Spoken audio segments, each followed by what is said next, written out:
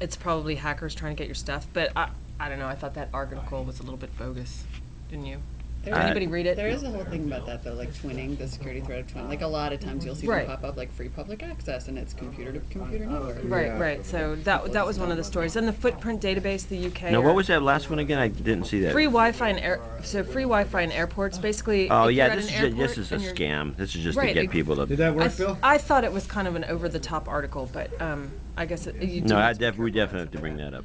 So then... By the way, out there, we're watching the meeting. We always have these very elaborate meetings before we do a... So BO4, the personalized billboards for mini drivers. It's, when you drive by, you get your personalized, it'll say like, hey, you have an RFID chip in your car, which great. Let's all, let's track you everywhere you go, right?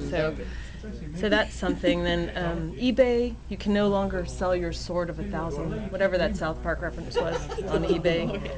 Paris Hilton forgot to pay $208.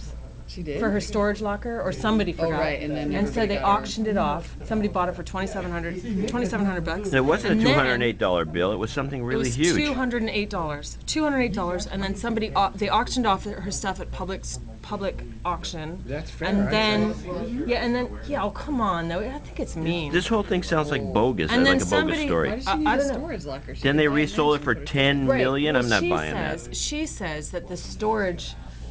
The company that was moving her and her sister's stuff was supposed to put it into, supposed to pay the bill and then move it back to when they move somewhere else. Mm-hmm. So nobody paid the bill. It got auctioned off. Somebody bought it for almost $3,000, and then they sold it to this entrepreneur for $10 million.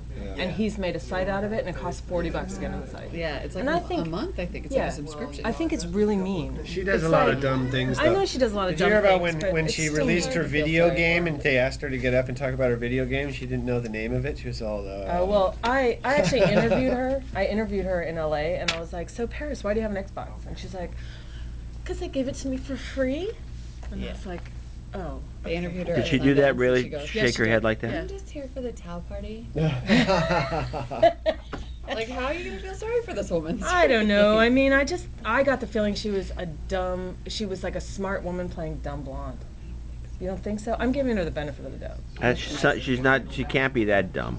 No, she's making way too much. Getting way too much. Good education. I mean, I don't think so. Then she probably did that storage locker thing on purpose. Maybe she's the one. Maybe there wasn't enough news about her anymore. Now she's all nudie all over TV again. But I don't know. But then I don't know. I think it's kind of sad to have if it's a legitimate thing. If it's true, it could be bogus. Then I think it's kind of sad. But anyway, and then here's a good one. So this is one of the viewers. By the way, that's all I say in these meetings for anyone out there listening. The teachers, this teacher, see, here's a great story, right? So this teacher has. She's been busted for having porn. She's 40 years old and there's porn in her classroom, supposedly, right? But 10 students saw the porn, and the thing that's weird about it is that she says that she was clicking on this site, a hairstyling site, and all these porn pop-ups came, and she couldn't get them off the computer. Well, didn't we do this story already? She said it was spyware and a virus. Right, but they convicted her, and she could get sentenced to up to 40 years. But there was a computer expert. We didn't do this story last. Wasn't allowed to Nobody's testify. paying attention. No, we did not. Really? Because we did it on. It's done Not on the Twitter. teacher. This is a new one. I think we did it on Twitter then. Okay, anyway, so that's that story. And then Stephen Levy says that Guitar Hero is a threat to real musicians, which is the stupidest thing I've ever heard. Like, whatever. That's so dumb. I think magnetic poetry is a threat to real poets. Yes, I think so too, yes. Well, it's kind of along that same line. And then Verizon turned down the iPhone deal because they said they didn't want to touch it with a 10-foot pole. And there's reasons for it on the card. I wrote on the card. They said that the iPhone is something we are happy we aren't the first to market with. So, okay. I don't know, either they made a mistake and Singular's pretty happy about it, or who knows? Who cares?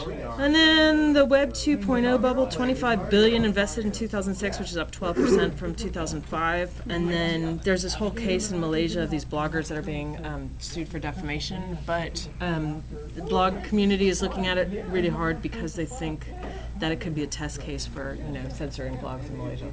So well, hopefully Lisa will show up in a few minutes. She will, because she said that one of her kids is sick, so she's going to get here, but she might be a little late.